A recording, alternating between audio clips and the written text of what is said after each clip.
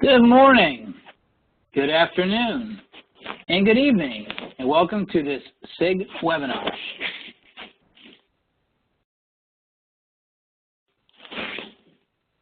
Thank you for taking time out of your busy schedule to join us for this next hour. My name is John Powell, and I am the Vice President of Membership Development here at SIG. Today, I have the pleasure of facilitating today's webinar entitled The Procurement Brand, Strengthen Stakeholder Relationship by Changing Your Image by Denali, a WNS company. Before I proceed, I do have a couple of housekeeping items and calendar items I would like to review with you. Today's webinar is meant to be interactive, so please submit your questions throughout. However, we are going to hold the questions till the end. We're going to try to save a little bit of time for Q&A with the presenters. So once again, please type in your questions throughout, and we will try to get to them throughout. So before we get started, a couple of words from SIG. So on your screen, you'll see we have global events. Attend one of our signature events or share them with your colleagues. Please check the SIG website frequently for upcoming cities and current agenda. Webinars, you are currently on a SIG webinar. SIG hosts webinars on Tuesdays and Thursdays at 1 p.m. Eastern Time. Visit our website for a complete listing of upcoming webinars and register today. These are 1-hour sessions on current thought leadership. And don't worry if you miss one, because in the SIG Resource Center, you can watch a pre-recorded webinar on demand at any time. We house the last 3 years of webinars in our SIG Resource Center. SIG's peer-to-peer resource. This is an opportunity to ask top-of-mind questions for instant responses. Those inquiries go out on Tuesdays and Thursdays as well. And note, you do not have to be a SIG member to respond. So please help out a fellow SIG member when you see these inquiries. SIG's Resource Center, this is home to over 5,000 tools, templates, white papers, methodologies, white papers, and presentations. SIG members have unlimited access to this valuable resource. We highly encourage you to steal shamelessly from our vast library of documents. We've been around for 25 years. There's a lot of good content in there. SIG Career Network, we offer a career network with postings for sourcing professionals and internship opportunities for all levels of employment. But just as a friendly reminder, SIG is also an excellent source for senior level opportunities and contacts. So please do reach out to us so we can help facilitate those conversations.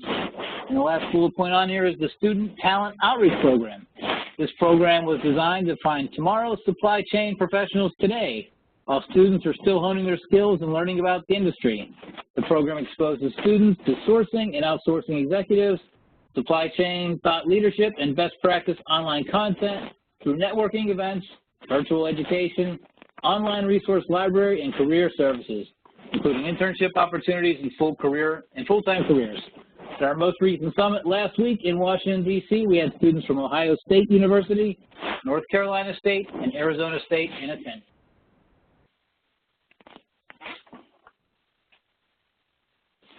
Global partnerships. SIG now partners with several different organizations to beef up our content offerings. We partner with Barrow for market intelligence reports, HFS for market research, and the Art of Procurement for on-demand podcasts. Please check that out today. These are new partnerships, and we encourage you to use them. SIG Global Summits are incredible 4-day events with 350 to 400 decision makers and over 50 breakout sessions, multiple keynote speakers, entertainment, and endless networking opportunities, as well as executive roundtables and CPO programs. The next summit is in Rancho Mirage, California, October 15th to the 18th, with a golf scramble the afternoon, the day before the summit. The entire summit will be available online, so please check the website frequently for updates and presentation details. The golf tournament, as I mentioned, if you're interested in playing, it is free for the buy side. I am the one who coordinates that, so if you're interested in playing, it is included with your summit attendance for the buy side. Providers are invited to play as well.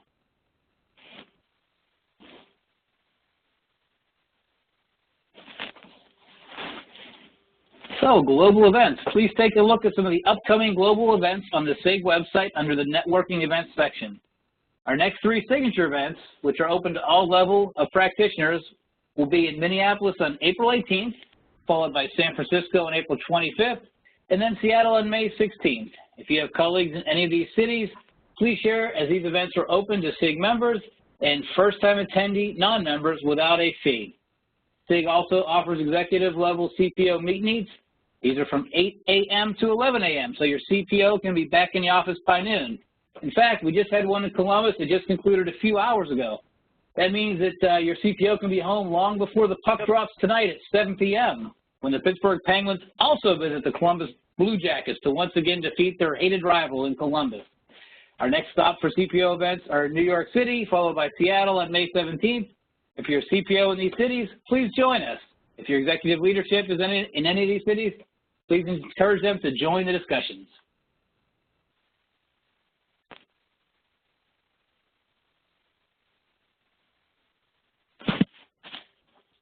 SIG University is fairly new. It's about 2 years old. It's a SIG program, and it is online curriculum offered to people at all levels in their sourcing career to seek training opportunities. Each certification level consists of modules with interactive lessons and unit assessments. Each certification is valid for 5 years. The training is asynchronous, and we are currently enrolling for our next Certified Sourcing Professional and Certified Supplier Management Professional course starting April 23rd. Early enrollment options are available that can save you up to 25%. So enough out of me. This is the important part of the day. This is our presentation portion. And today's presentation, as I mentioned, is the procurement brand. Strengthen stakeholder relationships by changing your images. And I do have the honor of introducing both of our presenters today. So up first, I've got David Clevenger. David is a Director of Capabilities in W&S Denali's procurement practice. He brings 20-plus years of indirect spend management experience and a passion for functional alignment to his work with W&S clients and internal delivery teams. He has worked across industries in e-sourcing, supply chain, consulting, category management, corporate strategy. Easy for me to say. He currently focuses on co-creating innovative supplier management programs with clients and elevating procurement through more business value delivered to the stakeholder teams. David lives in Cleveland, Ohio with his wife and 3 sons, but nevertheless continues to root for the Pittsburgh Steelers because he knows deep, deep down it's just the right thing to do. Peter Nero is also our second presenter. He is a Corporate Senior Vice President of Procurement.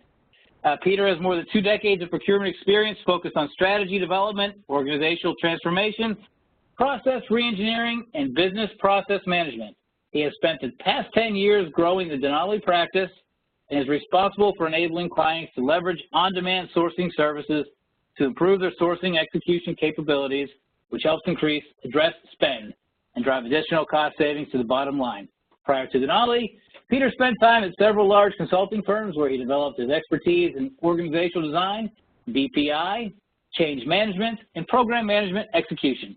Peter earned his MBA degree from Tepper Business School at Carnegie Mellon University in Pittsburgh and bachelor's degree from the University of Colorado.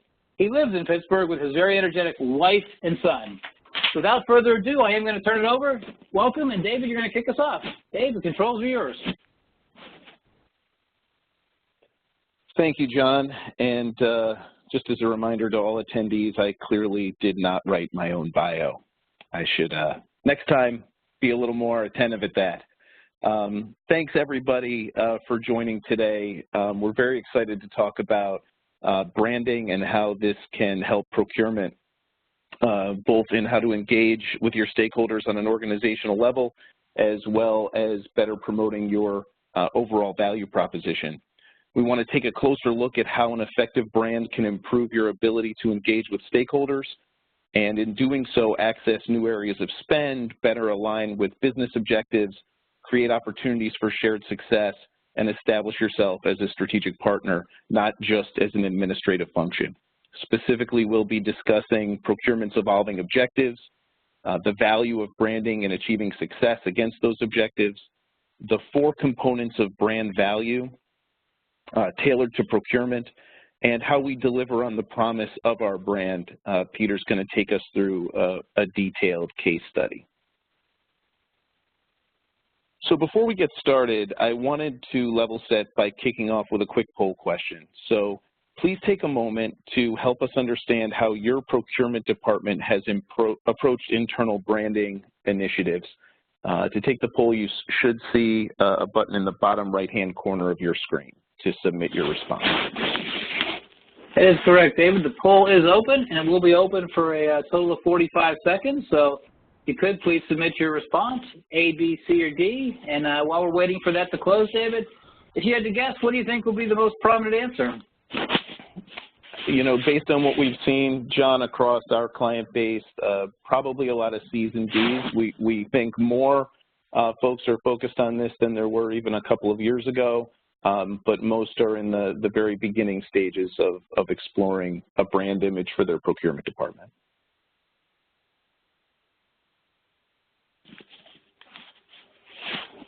That makes sense, and I'll see what the answer is. So the poll is now closed. It's going to take a few seconds for the answers to populate, but let's see what it is.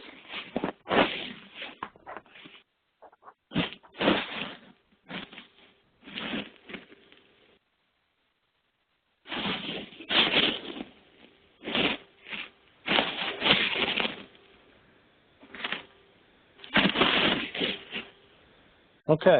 And the answer, it was B, the most popular. So great. Yeah, so that's excellent. Looks like about about 2/3 or so of the attendees are at least in process, and that's great. And as I said, representative of the fact that the function is really evolving in a very positive direction. So continuing on, as we get started, obviously we want the brand of procurement to be focused on the specific goals that we have. And so the first step in a brand strategy is really about documenting what we want to achieve. Those goals have evolved considerably over the last few years, but the mission for most remains the same. Expand your reach, improve your effectiveness, maximize your efficiency. Developing a clear picture of your specific goals, who you serve, and who you need to communicate with to bring that vision to life is the basis of that brand construction.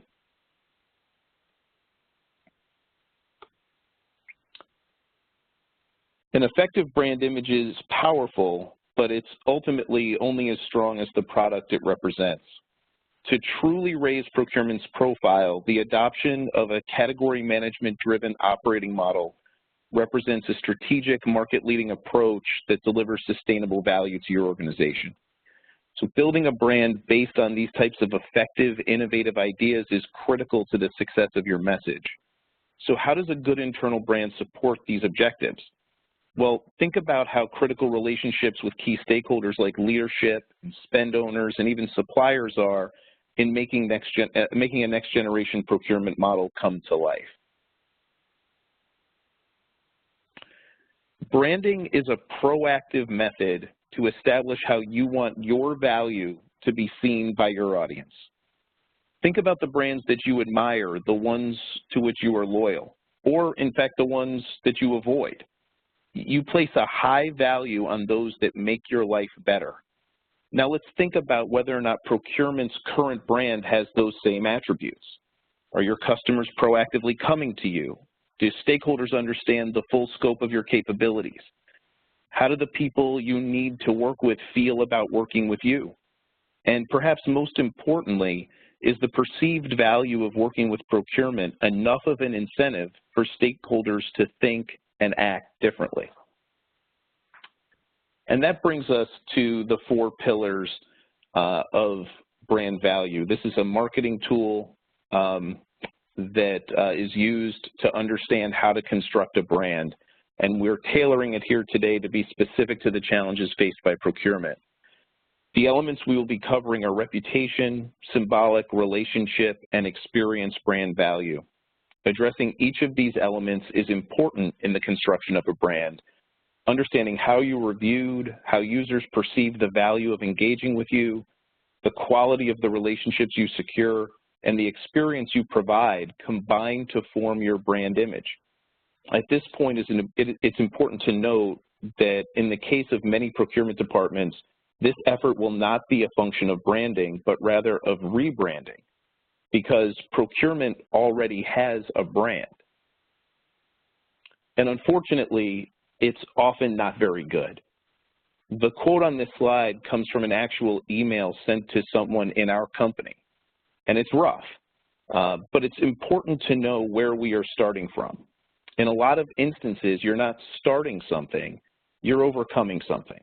And that acceptance of your current reputation is the first step towards moving past it. So before we continue, let's take a brief pause so we can ask how you think your procurement department is viewed by your stakeholders today.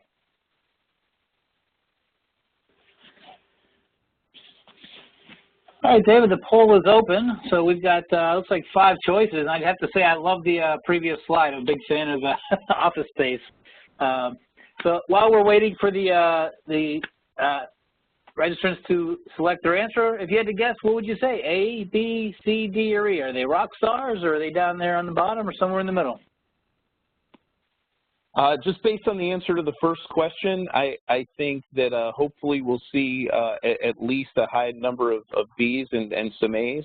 I think, though, we still see the culture within a lot of organizations probably doesn't place a high enough value yet on the function.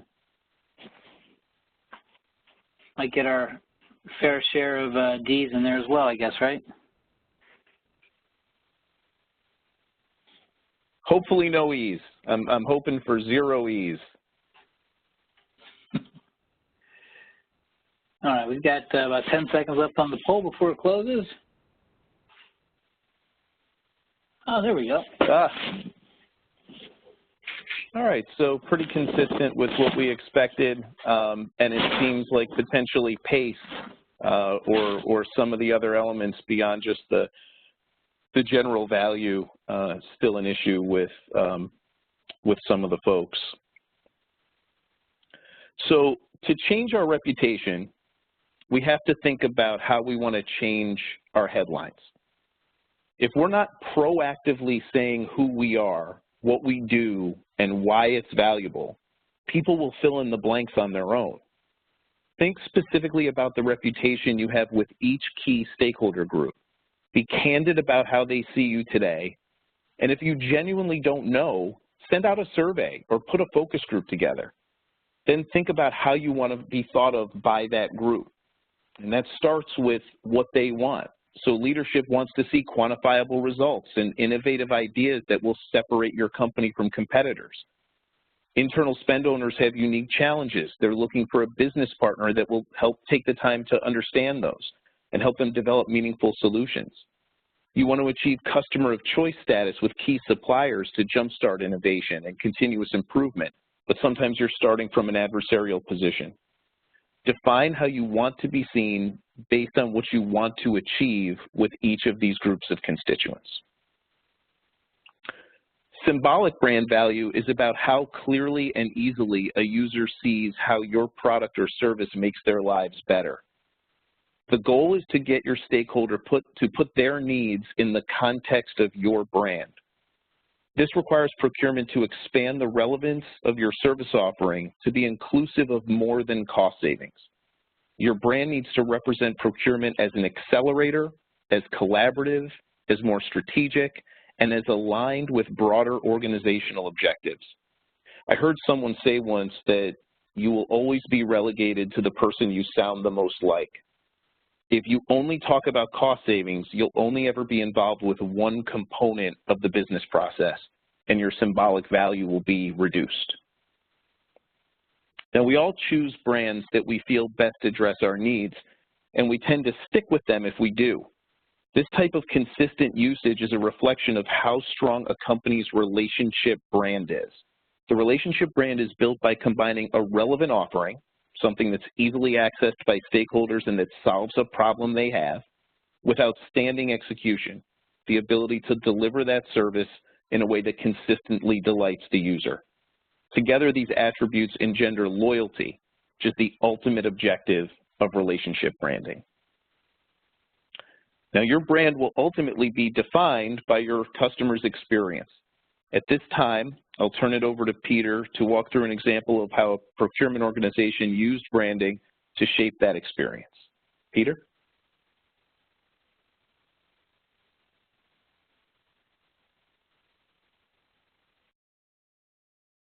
Thank you for that unmute. Appreciate that.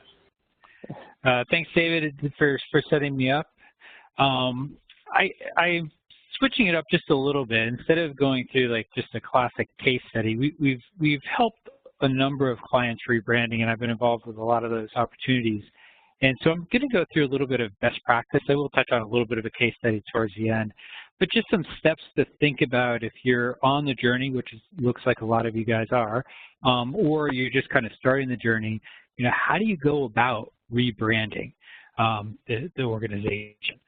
So, you know, the first kind of thing to think about is, you know, how does the organization see you? How does the business see you? And then how do you morph that into how do you want them to see you? The kind of the way that we started, we always kick it off is like obviously identifying your key stakeholders. You know, whether they're people in different business units, or maybe you have different procurement groups within the one company. That seems to happen still a lot these days. Maybe it's key marketers, product development, R&D, but figure out who are those power buyers or the people that have the big projects, the people that you want to get into.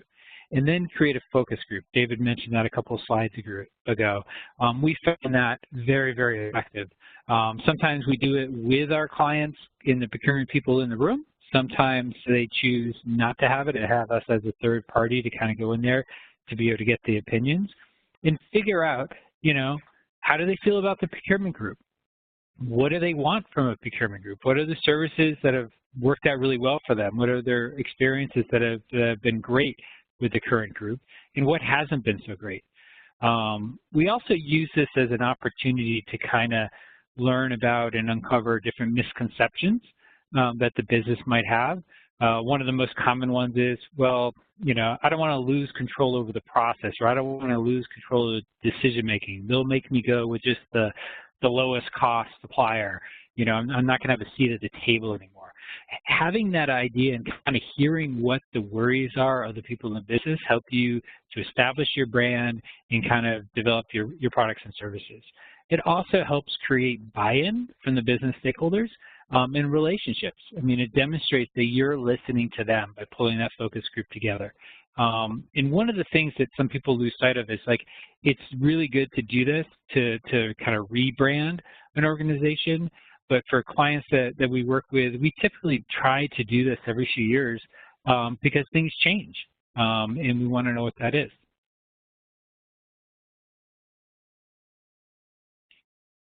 And I realized that I didn't advance the slide. So this is kind of what I just went over.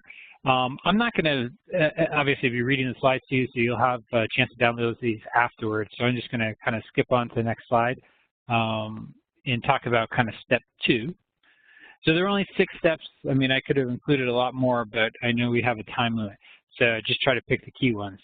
After you do your focus group, you should have a pretty good idea of what are the products and services the business wants from procurement. And that gives you a chance to kind of look back and reflect internally to figure out, are we delivering the stuff that they really need? And then how do we position those things? One of the things is, you know, we want to create a value proposition in a language that people understand. So take contracting, for instance. You know, what we have in there is like, hey, it's not just helping getting better contracts, but maybe you tell them, hey, we'll help you put a solid contract in place. Nobody likes contracting. We can do that for you and make sure, you know, your backs are covered. You know, putting it in language that they understand is also a very, very key thing. And then we kind of get into, you know, what are your channels? You know, push versus pull, reactive versus proactive. You know, if you think about the procurement organization as a doorway, on one side of the doorway you have, you know, your services and your products that you offer. On the other side of the doorway, you potentially have a reluctant stakeholder. How do you get them to come through that doorway? How do you get them to open the door? Traditionally, I would say most companies have kind of the pull method. They'll build, you know, a really good system. They'll have good people. They might have a buying desk or something like that, and people hear about them, and people proactively go to procurement. Not nearly as much as we want. That's why we also need to have the kind of the push or the proactive pursuit. How do you go out and get your customers, get your stakeholders? You know, how do you set up the meetings and have the conversations to understand where they are in the process, So you're not getting things that are already maybe even bid out, or they've already selected a supplier and they just ask you to do the contract. You want to get there ahead of time. So building your channels, defining your channels, how to go and be more proactive is really, really important in this.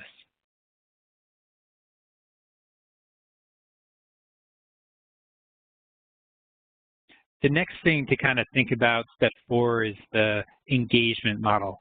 You know, how do you get them in that door? And one of the things that you want to do is you want to really lower any barriers to entry. You want to create a process that's very straightforward. You don't want to have a lot of forms. You don't want to have like overcomplicated systems and intake processes that are confusing at all. You want to keep it really, really, really simple. Typically, when we work with our clients, we're trying to, we might have just a telephone number that people can call, you know, or a single email alias or a web form. This eye chart up here, which you can't even read, this was actually one of our clients' old intake forms with 1 million questions. I mean, anybody that looks at this is going to be like, whoa, I'm not going to do that. I'll just do it on my own. So we do try to create something that's very, very simple. And if you create an email alias, or you create a single telephone number, you have to make sure you set up SLAs.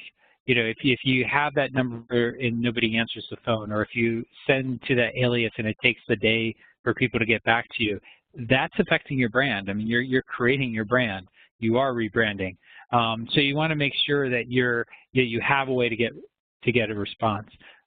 We've also set up web forms, not nearly as complicated as this Excel sheet, but very simple. Like, what do you want? You know, when do you need it? How much are you willing to spend? If you had just those 3 pieces of information, you can pick up the phone and have a very good conversation with a stakeholder. So we do try to keep it very, very limited to what we ask for, and then we have that conversation.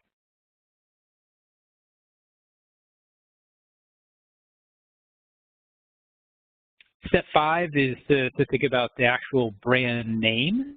Some people think rebranding is as simple as creating a brand name and slapping it out there, and there we go, we rebranded. Obviously, if you haven't done the other steps that I've talked about so far, you're not going to get a lot of traction. You need to get people in the door. But when you consider the brand name, it's definitely more of an art than a science. What we typically look at is, coming out of the focus groups, we figure out, what does the business want? What do they value? And what do we want to be known as?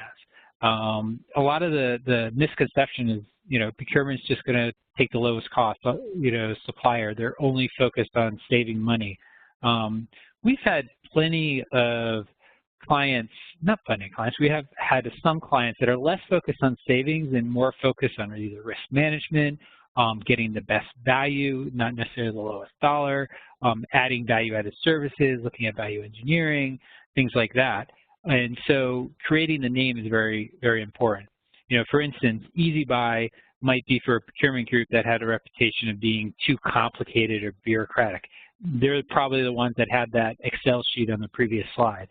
Very, very complicated. So Easy Buy rebranding might be saying, hey, we've streamlined things, we're easy to work with, give us a call, we can easily help you get to where you need to go.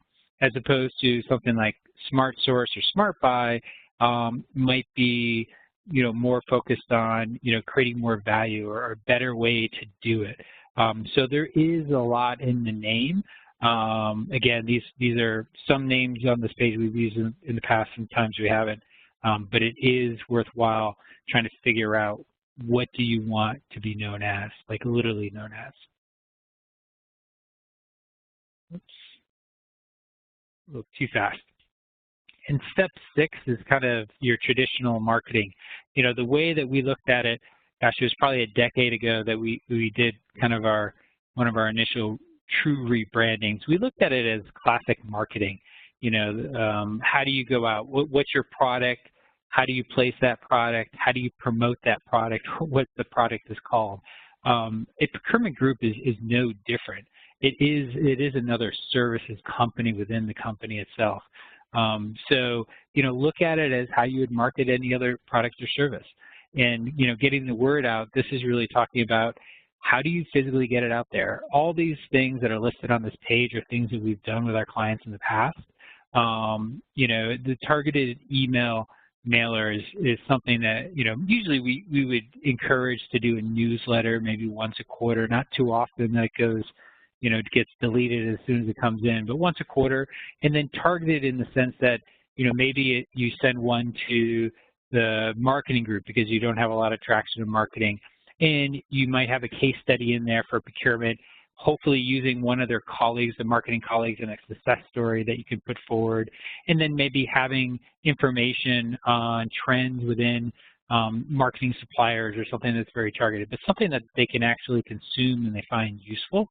Again, getting your name out, getting the brand out is really important. Newsletters, you know, corporate-wide events. We've even done giveaways to introduce a brand new program or a new service desk for people to use the service desk. Again, you're promoting a product, which is the procurement service. So it's something that's pretty important to think about. And one of the questions that you should be asking the focus groups, and it's actually on that slide that I've already gone over, is ask the stakeholders, how do we reach you? What are the best channels to reach you and the people on your teams? You know, the best way to find out how to reach somebody is to ask them. You know, and so that's also a very important thing to think about. Don't think about how the best way to reach the procurement team. Classic marketing mistake is thinking the way that you think is the way everybody else thinks, which is usually not the case. So don't get caught up with that either. And then this is just one page on the case study. So I was talking about one of the first clients that we kind of went into is a high-tech company. They were looking at totally redoing their procurement. It was a true transformation. We helped them create, you know, a new buy desk and kind of separate, you know, the strategic from the tactical, which is a whole nother webinar in itself. And we did all these great things. And we realized that unless we rebranded this organization in its new light, we weren't going to be successful. And so we did everything that I've been talking about. We did focus groups, we identified key stakeholders, you know, we created a brand name, we created a simple web form, we created a telephone number to call. In this company, when we first kind of went in there, they had about $16 billion worth of spend. The procurement group was touching about 500 million of it. It didn't have a ton of traction, and we worked with these guys for a few years. And you know this before and after, I think we ended up closer to about touching about 7 billion, including P2P. But just a huge change. And part of it was the way that we branded it, the channels that we instilled, the brand name. Like today, I go back to that same client. And, you know, I talk about procurement, I hear the brand name that we co-created used all the time. Oh, you need to get a new desk for your office, so go talk to someone, you know, to EasyBuy. Or you need to get a new website for a new product release. Oh, talk to the EasyBuy team, they'll help you. So it's really instilled, and this is probably about 7 or 8 years later in that one particular client. So, I mean, which is great. I mean, that's a successful brand. So, you know, it does work, and it can have really good traction if you do it the right way and you do it very thoughtfully. So I'm going to pause there and I'm going to hand it back over to my colleague.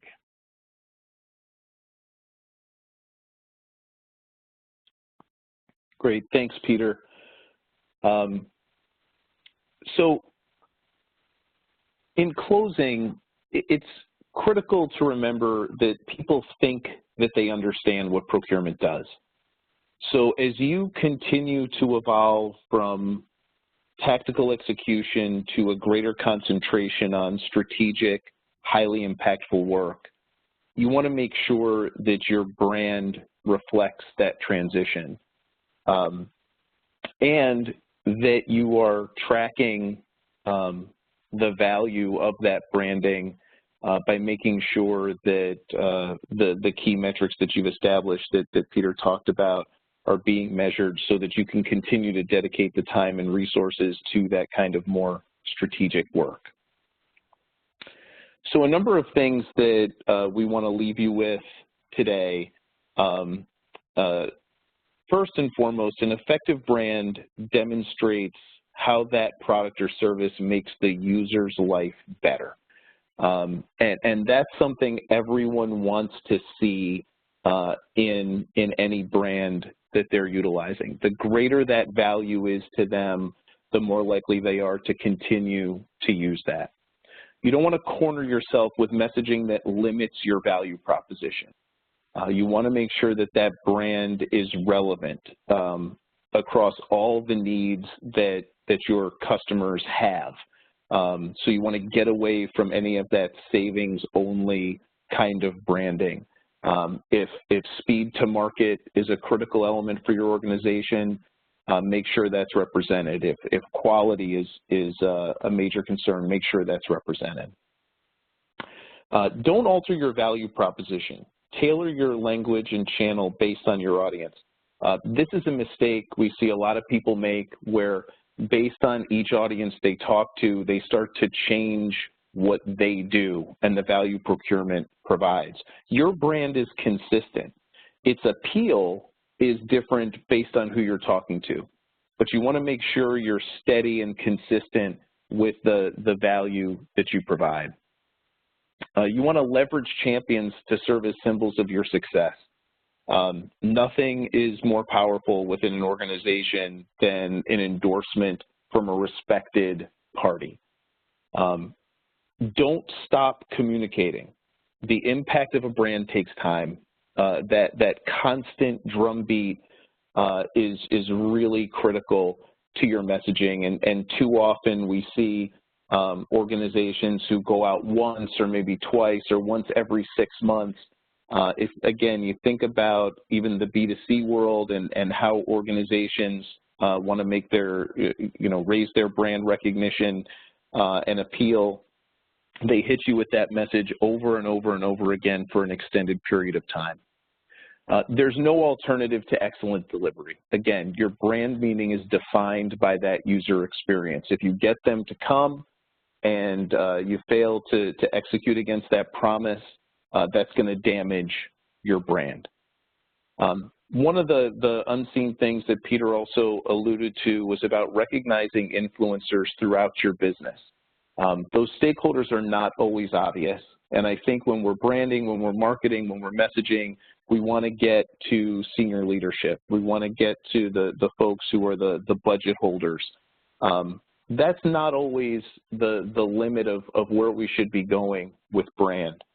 Think again about the kind of marketing we see. I have 3 young kids, and we often see, for example, television advertising focused, the commercials, not focused at me. I'm the one with a wallet. My kids have no money at all, but the commercials are focused on them because the people that are advertising to them know they're the influencers in our household.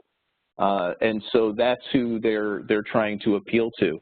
When you look at your organization, you want to look at those end users, at those supplier reps, at those folks who are really every day on a day-to-day basis influencing the activity within your business. You want to make sure your brand appeals to that audience. And finally, with all branding, you want to be relevant, you want to be provocative, but you never want to be invisible. And I think that this is something where a lot of procurement organizations,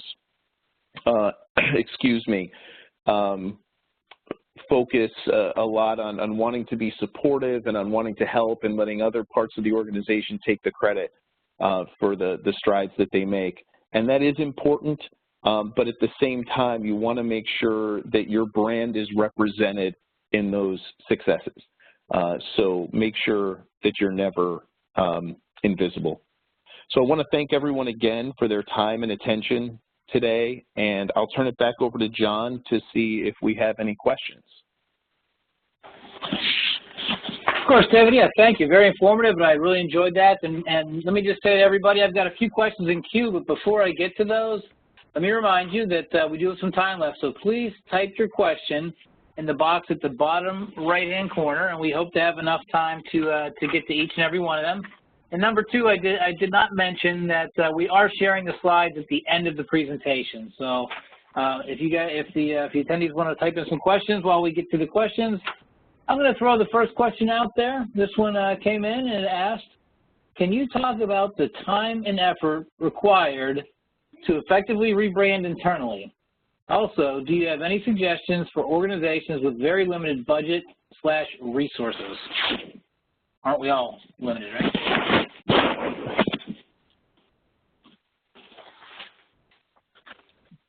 Peter, do you want to start out maybe?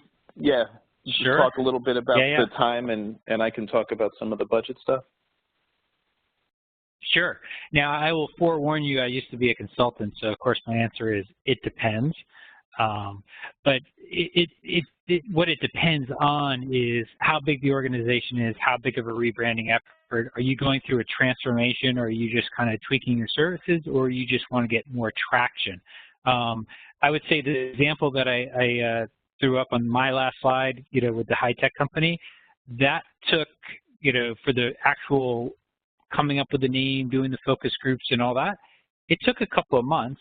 One, because resources are stretched, as you've already alluded to, probably yours are as well. So it took a little time to do that.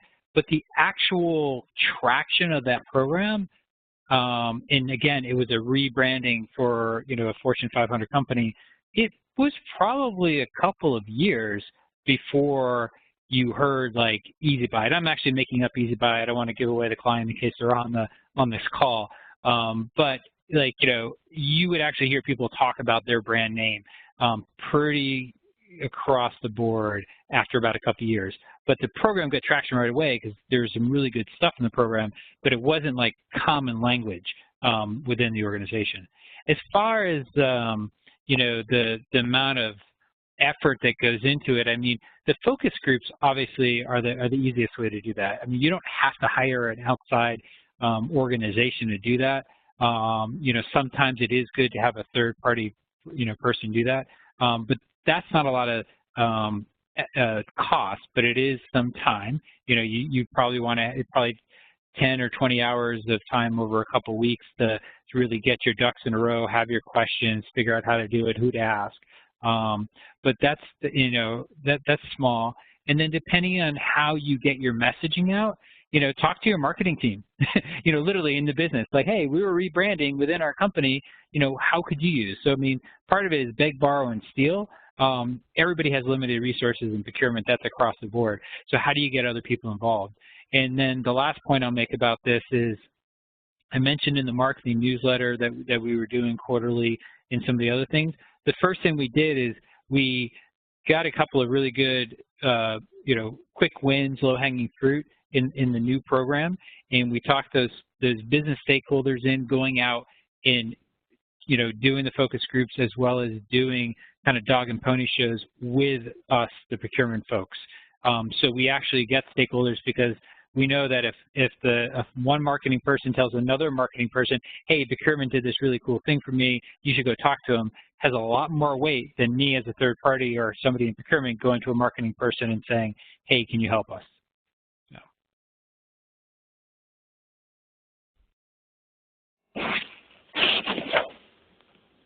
Thank you, Peter.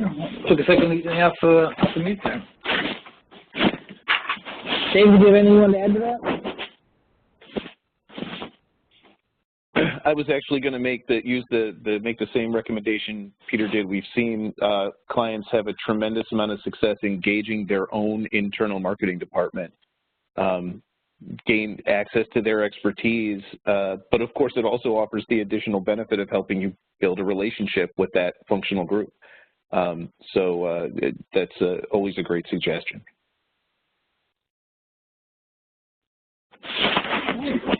Thank you. Well, let's get to another question. If once again, please keep typing your questions in. We've got a couple of questions in queue, but we do have some time left. So the next question comes in and he asks, how do you feel about the offshoring of procurement activities? I find this is diminishing the value of our organization. And I don't know who submitted the question, but what are your thoughts on that question? That's for either one of you. David, do you want me to start, or do you want to jump in? Yeah, no, sure. Go ahead, start. go ahead and start, Peter. I'll chime in. So I think that's a great question. And coming from a company like Denali, WNS company, and we do offshoring. We also do a lot of our work onshore as well. One of the things that I do caution clients, especially new clients, is offshoring too soon and too fast and too much. It depends on the company culture as well, and I'm not sure what kind of company the person who asked the question is from, but a high-tech company like the one I had in my example, I think back with those guys, they were global. They had people from all over the world. We had a good mix of onshore and offshore resources supporting that, and it was absorbed within the company right away. We have another client that is located, in the Southwest. That organization is not as global of a company. They have some global, locations, but most of it's predominantly a North America company. Those folks offshoring didn't work very well with them, and we kind of even pulled back a little bit, and we did more onshoring. And then after we established more credibility, then we started to offshore, and that took about 3 years before we were able to kind of do the offshoring with really good traction. So part of it is the cultural shift. Part of it is if your organization doesn't have the credibility of delivering really, really good work to start with, and then you offshore something, it's going to be tough. Even if you have a really good reputation and you just kind of throw a bunch of stuff to offshore right away, just maybe it's the finance guy saying, hey, just offshore it all, that typically does not work very well. And so I would say that there's a time and a place for offshoring, but it also needs to be a cultural fit, and you have to have some good success before you go there. And it's not for all types of projects either. So when we do offshoring, typically when we do a triage and we look at a project, we look at a number of factors to decide, are we going to do this onshore or offshore, or a combination of both? So it's not a one-size-fits-all whatsoever. David, if you have anything to add, you're more than welcome. Yeah, thanks, Peter. I totally agree, especially as it relates on a project basis. I do think back though to those 4 pillars and relationships specifically. So if that procurement brand is based a lot on, and at least initially establishing those relationships with those key stakeholders, especially in the early phases of that, as you're getting to know those key suppliers, as you're getting to know that head of HR, that CFO, you do run the risk that offshoring at that stage of development, at that level of maturity, is going to reduce the value of the relationship brand. I think you really have to map that against the maturity of the organization, and take that into consideration before you would make any kind of move like that. One additional thought that I've seen is that in the one company I talked to that's kind of in the southern part of the U.S. that we did do offshore and we pulled back a little bit. When we brought the resources from offshore on site for a period of time for learning and developing relationships, it was a drastic change as well. And it was kind of funny. Anybody that had come on site from offshore went back and was able to work with people and it wasn't an issue. And then some of their colleagues that were offshore still had trouble. So, I know it's a little bit cliche, but making sure people are actually seeing and meeting the people. If you just offshore and it's just like a black box offshore that people are going to, and it's tough. It's tough for people to get their minds and hearts around that. So, it's hard on the budget to sometimes bring people over or send key stakeholders offshore, but sometimes it's well worth the cost in the long run.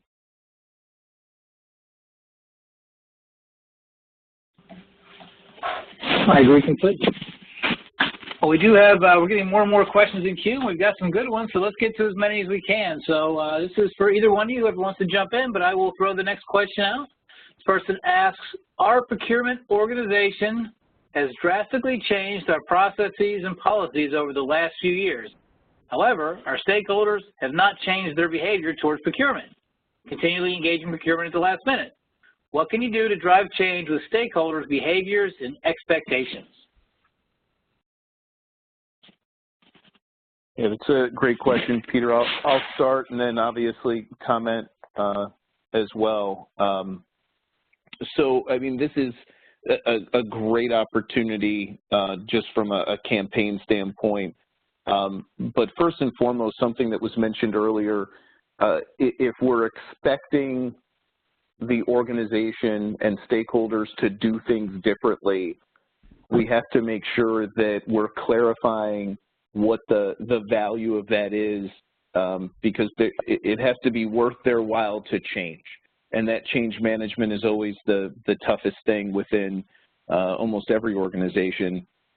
And so obviously critical as part of whatever that messaging is to really highlight why engaging in a way that might be different or in a process that might be something they're not used to is actually better for them, how it's going to help them get a better response, a faster response, and really clarifying for them what the value proposition is and why you made these changes. The other part of that, of course, goes back to my earlier comment just on drumbeat. You know, these are instances where I don't know how many times or how those changes have been promoted, but if the issue still exists, odds are pretty good that not enough times is probably the answer. And so to continue to send that message out through different channels in different ways, and for them to hear it from different sources, get other stakeholders to kind of who are maybe a little more bought in to participate in that as well is critical to getting that kind of change implemented. So Peter, I don't know if you have any specifics on that as well. Yeah, I'll add a couple of tidbits. I mean, this literally could be an entire webinar because it's a really good question, and there are lots of people struggling with it. You know, I tend to see like some companies that we've worked with, you know, put in new procurement policies and minimum, you know, bid levels. You know, if it's over, you know, 10,000 or 5,000 or 1,000, you have to competitively bid it or multi-quote. You know, you do need, you know, I think the brand is a lot of it. Creating trust with the stakeholders and showing those examples, how you message it, as I was kind of saying, kind of get to the focus groups and figure out what's a better way for the business to relate to. So if you're dealing with marketing people and you say, hey, I can save, you know, 20% on that agency that you've been using for the last 20 years, do you really think they're going to listen to you? Probably not. But if you approach it a little different and you change that message to say, hey, you know, I think I can create, you know, more money for you to use in your campaigns. You know, let me help you, you know, with this. It's just a slightly different message, but oh, you're going to give us more money. Well, help me, you know, talk to me how you're going to do that. I do see companies, you know, that have some success, at least for a short time, on kind of the shame game, you know, posting stats and things like that. You know, people, you know, they might do it to a personal level, which I would not suggest, but if you do it to a, you know, maybe a business unit or a subgroup level and you show who's compliant and who's not, you know, or, you know, how much money people are saving in certain business units by working with procurement, there's softer ways to kind of message that without using too much of a stick. If you use too much of a stick, a lot of times it'll backfire on you. But there are ways to try to coax them into it. But at the end of the day, relationships play such a huge part of that. And if you can get a few stakeholders and win a few stakeholders over and convince those stakeholders to go hand in hand to show the value to others, you'll probably, you know, go further than you go with some of those sticks.